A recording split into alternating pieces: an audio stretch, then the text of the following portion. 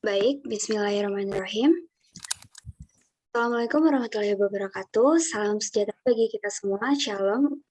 Namo Buddhaya, salam kebajikan rahayu, dan salam kesehatan untuk kita semua. Sebelumnya, terima kasih Bu Rahmi dan teman-teman sudah mendengarkan presentasi dari kelompok satu hari ini yang diketuai oleh Aditya dengan anggota Erik Rikyandi, Intan Dayu, Galang Maulana, Muhammad Abdullah Karim, Muhammad Zidan, Ray Rahman, dan Sagifa Gunalah. Kami akan membahas mengenai peran dari jenis publikasi dalam evaluasi program BIS Library and Information Science. Sebelumnya, saya intermezzo sedikit. Jika nanti teman-teman mendengar kata fakultas dan sekolah, sekolah ditujukan untuk jenis seperti University of California, Los Angeles. Untuk slide selanjutnya akan dilanjutkan oleh rekan saya, Ray Rahman. Terima kasih. Yang pertama ada pendahuluan. Berdasarkan data yang disajikan dari 4 universitas. 4 universitas itu ada yang pertama University of California, Los Angeles, atau UCLA, lalu ada Illinois Champaign, Indiana Bloomington, dan Michigan Ann Arbor yang memiliki program LIS. Nyatanya kerap ditemukan peran jenis publikasi sebagai program evaluasi. Artikel ini membantu kita untuk meninjau dan menjawab masalah tersebut menggunakan data yang dimiliki oleh University of California, Los Angeles, atau UCLA. Lalu selanjutnya ada metode. Mulanya data yang dikumpulkan akan digunakan untuk sebagai bukti kualitas dari fakultas yang memiliki program LIS untuk ulasan universitas. Akan tetapi dibutuhkan data berkualitas tinggi untuk menganalisis, membandingkan, dan mengevaluasi program LIS tanpa melakukan studi besar-besaran.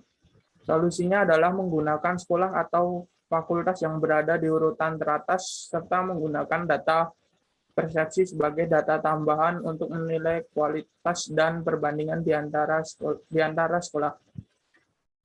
Dari data ini, dengan bantuan asisten peneliti Barbara Miller, ditemukan 3 jenis data yang dinilai mewakili kualitas fakultas. Data-data tersebut diantaranya yang pertama persepsi kualitas program, kedua keluaran publikasi fakultas, dan yang ketiga dampak publikasi fakultas melalui tingkat citasi.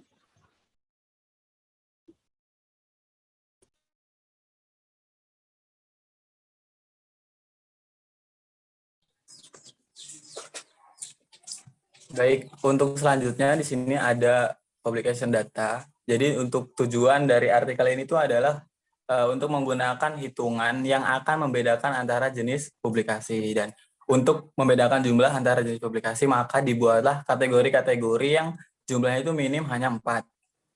Tetapi tetap mencerminkan sebuah perbedaan penting dalam performa fakultas dan penilaian jenis publikasi di lapangan. Nah, kategori-kategori tersebut digunakan untuk mengklasifikasikan publikasi fakultas. Yang pertama itu ada artikel, kategori pertama itu berisi artikel jurnal, bab buku, artikel dalam prosedur konferensi. Dan kedua itu buku yang ditulis atau ditulis bersama profesor, tidak termasuk buku yang diedit. Dan untuk ketiga itu ada buku atau jurnal yang disunting bersama oleh profesor dan ulasan atau artikel bibliografi, misalnya artikel dalam Annual Review of Information Science and Technology atau Advance in Librarianship. Dan ini tidak termasuk resensi buku, dan resensi buku dimasukkan ke dalam kategori keempat, yaitu bersama dengan kolom surat editorial. Next.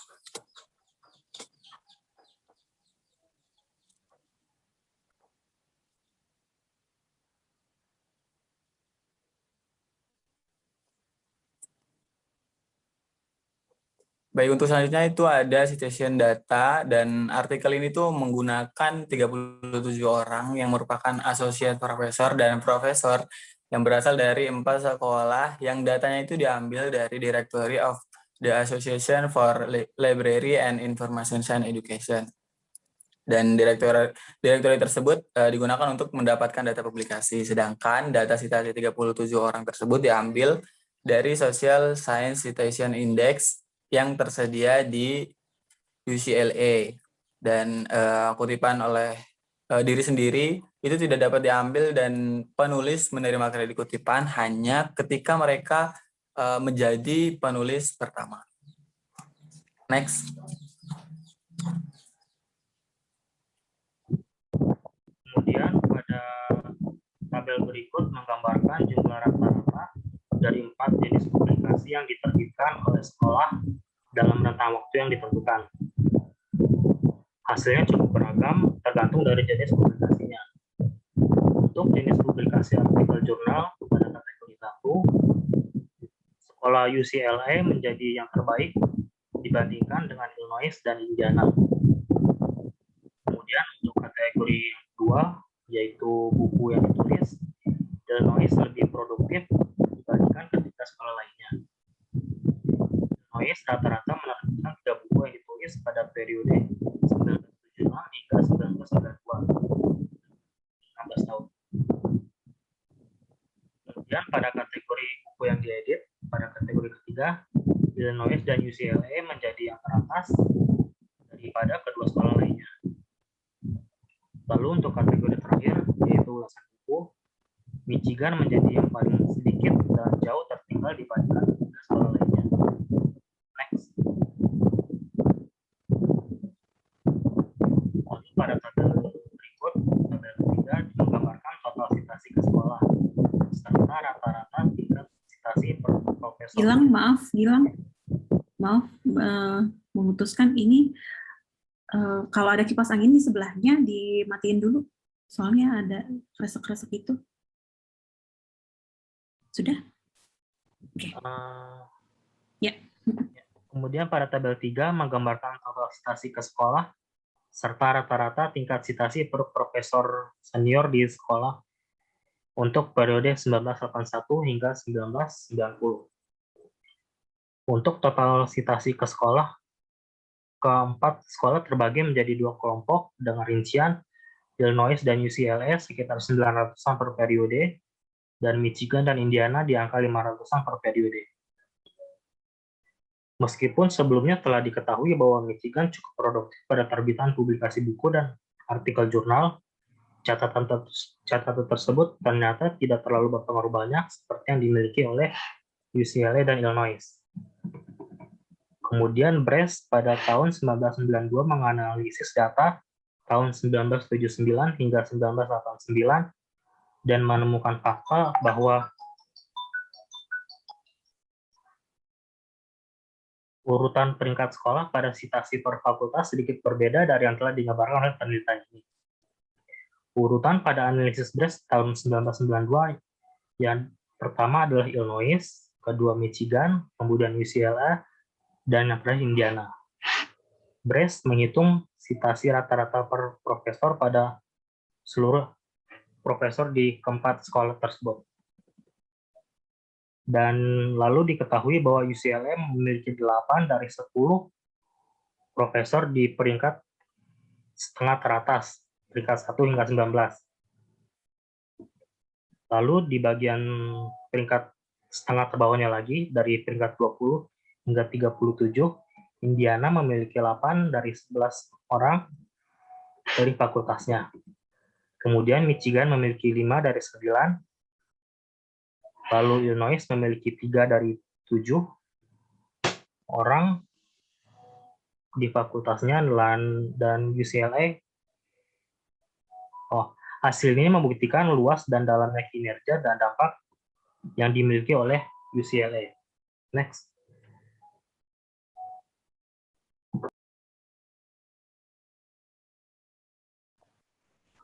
Baik, selanjutnya adalah perbandingan dengan studi lain. Sebetulnya ini terdapat banyak kesulitan perbandingan langsung antara beberapa studi terbaru tentang publikasi dan performa citasi program Library and Information Science, sebab banyak perbedaan metodologis antara studi tersebut. Seperti yang tadi dikatakan Gilang, contohnya Michigan tentu banyak bikin publikasi, tapi ternyata tidak terlalu berpengaruh nih untuk citasinya. Nah, maka artikel ini bertujuan untuk mengidentifikasi beberapa hasil yang dapat menjawab kesulitan tersebut. Tadi juga sudah dibantu oleh penjelasan Karim, yang ada 4 kategori. Lalu di sini kita dapat melihat juga dari tipe publikasinya. Data dari keempat sekolah ini setidaknya menunjukkan bahwa pembedaan jenis publikasi dalam evaluasi berdasarkan publikasi itu sangat penting. Dilihat dari data sebelumnya, terdapat perbedaan yang sangat signifikan antara publikasi artikel jurnal dan publikasi kecil. Apa saja sih publikasi kecil? Publikasi kecil terdiri dari ulasan buku dan kolom. Kira-kira seperti apa ya kolom? Kolom saat teman-teman mungkin membaca koran, di sebelah kiri itu ada seperti kotak kecil, kolom pendapat peneliti, dan sebagainya. Jika kita hanya menghitung jumlah publikasi secara mentah tanpa memperhatikan jenisnya, apakah jenis publikasi kecil ataupun publikasi artikel jurnal dan sebagainya, maka berkemungkinan untuk mengaburkan perbedaan yang nyata antara sekolah dalam jenis publikasi yang berdampak nyata di masa mendatang. Untuk slide selanjutnya akan dilanjutkan oleh rekan saya. Terima kasih. Nah, kemudian dalam artikel di sini tuh biasanya menekankan dari peran dari monograf. Monograf itu kayak buku yang tulis secara menyeluruh gitu kan. Jadi ada statement bahwa walaupun publikasi artikel jurnal dan jumlah citasi dapat memberikan tolak ukur secara kasar dari dampak publikasi di sekolah, tapi hal tersebut masih membutuhkan pertimbangan yang lebih lanjut. Nah, jadi kenapa? Soalnya karena menulis buku kan itu merupakan aktivitas yang ekstensif atau yang membutuhkan energi lebih dan juga waktu ketimbang menulis artikel. Maka kalau kita dengan melihat ini, maka harus terdapat perbedaan performa di antara para profesor seperti itu. Nah, menurut studi di UKLA dari 4 sekolah, sejauh ini ILIANIS memiliki jumlah rata-rata tertinggi di 2 kategori buku dan citasi per profesor. Nah, data dalam penelitian ini daya dari 4 sekolah tersebut membuka kemungkinan bahwa publikasi monografi mungkin memiliki peran penting dalam memberikan dampak dalam lingkup sekolah tersebut. Jadi kan beberapa ada yang banyak publikasi dalam hal artikel jurnal itu disitasi lebih banyak, tapi untuk yang dibuka ada kesulitan. Untuk kesulitan dan sebagainya akan dibahas lebih lanjut oleh Sagifa dan Zidan.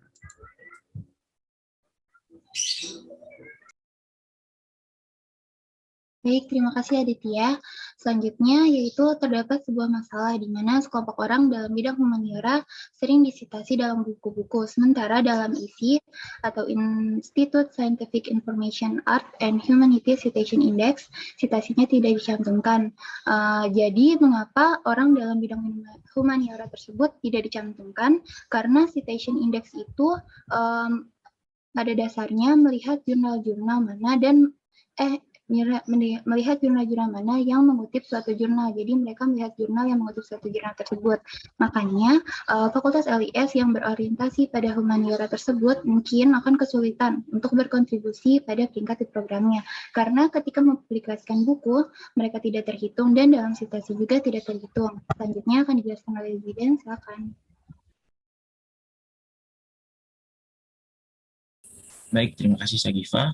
Jadi rules of monographs yang pertama di sini adalah karena sulit untuk mengukur kualitas publikasi dan kutipan dari buku, mungkin saja tidak ada solusi yang mudah. Maka solusi yang disarankan itu ada 3 jenis tindakan, yaitu ada publikasi, persepsi, dan kutipan secara bersama-sama untuk mengetahui kekuatan dan kelemahan masing-masing dari setiap performa publikasi. Yang kedua, ada bukti yang dikemukakan dalam artikel ini sangat terbatas dalam jumlah program yang dievaluasi, seperti tadi sudah dijelaskan, ada 3, tetapi sangat menunjukkan bahwa variasi dalam jumlah publikasi yang kecil dapat mengatasi perbedaan dalam jumlah publikasi yang lebih substansial dan lebih sulit diproduksi. Baik, selanjutnya akan saya jelaskan yaitu dengan demikian maka jenis publikasi utama yaitu publikasi yang paling banyak sering dipublikasikan yaitu artikel dan jurnal harus dibedakan dalam hitungan. Maksudnya hitungan di sini adalah perhitungan skor dalam evaluasi program LIS tersebut. Nah, serta buku sebagai kontribusi terbesar akademik yang seperti dijelaskan Aditya tadi harus dimasukkan dalam hitungan yaitu perhitungan skor tersebut. Nah, pada akhirnya jumlah kutipan atau jumlah citasi tersebut merupakan memiliki ukuran dampak dari publikasi yang signifikan. Selanjutnya akan dijelaskan oleh rekan saya, silakan. Baik, terima kasih Sagifa. Di sini saya akan menjelaskan tentang small size of programs. Jadi perbedaan yang tampaknya kecil dalam beberapa kasus dapat berdampak besar pada hasilnya. Perubahan dalam 1 atau 2 anggota dapat memiliki pengaruh yang tinggi. Ini bukan hanya berlaku di bidang ini saja, tetapi juga berlaku di bidang-bidang ilmu lainnya atau terdapat di sebuah organisasi, misalnya jika memang ada beberapa bagian yang diganti dan bagian tersebut tidak diganti, misalnya hanya 1 atau 2 orang saja, namun kedua orang tersebut memiliki peran yang krusial, maka perubahan tersebut juga bisa berdampak besar bagi suatu organisasi tersebut atau bidang ilmu tersebut. Nah, misalnya di sini pengangkatan dekan baru di Indiana dan Michigan yang diikuti oleh perubahan substansial. Nah, jadi pengangkatan dekan baru ini juga membawa perubahan secara substansial di fakultas karena sebagian besar penelitian menghitung publikasi tertentu untuk seluruh karir mereka dengan keluaran dari sekolah di mana mereka berada. Hal ini terlihat jelas dalam studi Cronin dan Overveld tahun 1994 di Universitas Indiana. Data yang memiliki sedikit kemiripan dengan data dalam penelitian ini karena perubahan substansial di fakultas selama 1 atau 2 tahun yang krusial. Selanjutnya akan disampaikan oleh Erik. Baik, terima kasih Jidan. Jadi berdasarkan apa yang telah teman-teman saya paparkan sebelumnya, saya mencoba memberikan beberapa poin yang based on kesimpulan dari penjelasan mereka, dan mencoba juga untuk memberikan contoh yang ada di kita Indonesia gitu. Nah, poin yang pertama di sini yang dapat saya berikan yaitu perbedaan penting antara program pada langkah-langkah yang lebih substansial akan menjadi kabur dan terjadinya distorsi peringkat jika publikasi yang lebih kecil ikut dihitung dalam program evaluasi. Maksudnya bagaimana? Seperti yang tadi sudah disinggung oleh Intan, bahwasanya hal-hal yang lebih kecil ini seperti kayak referensi atau enggak menulis kolom, itu dihitung proporsinya atau lebih besar daripada yang lainnya. Bahwa tadi disinggung oleh Karim itu ada publikasi seperti artikel, bab, terus kemudian yang kedua itu ada buku yang ditulis oleh sendiri, bukan diedit, baru kemudian buku yang disunting, dan resensi. Jadi dilihat resensi ini ada di poin keempat gitu. Nah, kalau misalnya nanti dia ada poin-poin khususnya ini, yang lebih kecil ini lebih besar daripada publikasi buku, maka tentu ini akan mengaburkan atau mendistorsi hasil dari si evaluasi program ini gitu. Distorsi sendiri artinya adalah dia memutarbalikkan fakta atau salah gitu hasilnya. Nah, kemudian untuk poin yang kedua, persepsi sekolah dapat digunakan jika hanya publikasi jurnal yang direferensikan dan tingkat kutipan yang digunakan dalam mengevaluasi program. Nah, persepsi sendiri kan sebetulnya lebih ke arah kebijakan atau enggak pandangan fakultas ke arah mana. Nah, ini tuh sebetulnya nanti akan berhubungan dengan poin-poin poin yang berikutnya, di mana ukuran program perpustakaan dan ilmu informasi yang relatif kecil itu mengindikasikan adanya perubahan pada struktur kebijakan fakultas dan akan berpengaruh besar terhadap hasil program evaluasi. Jadi seperti tadi yang dicontohkan oleh Jidan, adanya pergantian dekan itu akan memberikan perubahan juga yang substansial kebijakannya gitu. Mau kemana, kita lebih fokus ke arah nulis jurnal kah, atau ke arah nulis buku kah, atau enggak cukup dengan menulis resensi atau kolom. Nah, seperti itu. Lalu poin yang selanjutnya di sini, publikasi buku memiliki peranan penting dalam hal penghitungan skor program evaluasi. Nah, seperti tadi juga menyinggung yang sudah dikatakan oleh Karim, kan publikasi itu ada di puncak pertama gitu dalam hal yang publikasi ini, poin publikasi. Selain itu juga seperti yang sudah disebutkan oleh Adit, bahwasanya menulis buku itu dia membutuhkan sesuatu yang ekstensif atau lebih luas dan membutuhkan energi lebih lama daripada menulis artikel seperti itu. Lalu yang poin-poin selanjutnya yaitu publikasi, persepsi, dan kutipan secara bersama-sama dapat digunakan dalam mengukur kualitas publikasi dan kutipan buku. Ini berguna untuk mengetahui kekuatan dan kelemahan masing-masing. Nah, jadi kan kelompok kami di sini berbicara mengenai dua elemen yang dicoba digunakan gitu. Yang pertama kan ada citasi dan publikasi. Nah, di sini publikasi, persepsi, dan kutipan tuh bisa digunain karena kenapa? Sulit gitu untuk diukur kualitasnya. Lalu untuk kelemahan dan kekuatannya masing-masing, di sini yang pertama publikasi itu kelebihannya dapat dihitung secara kasar. Namun secara kelemahannya kemungkinan adanya terjadinya distorsi gitu. Kan tadi secara kasar aja ya, seperti yang sudah dijelaskan dan juga tadi, kalau misalnya ukuran-ukuran yang lebih kecil ini ikut dihitung, nanti hasilnya akan menjadi terdistorsi dan kabur gitu. Nah, kemudian untuk persepsi kan tadi ke arah kebijakan mana nih fakultasnya gitu. Apakah dia akan nulis jurnal atau enggak nulis buku aja, atau cuma nulis resensi atau kolom gitu. Kelebihannya kita sama.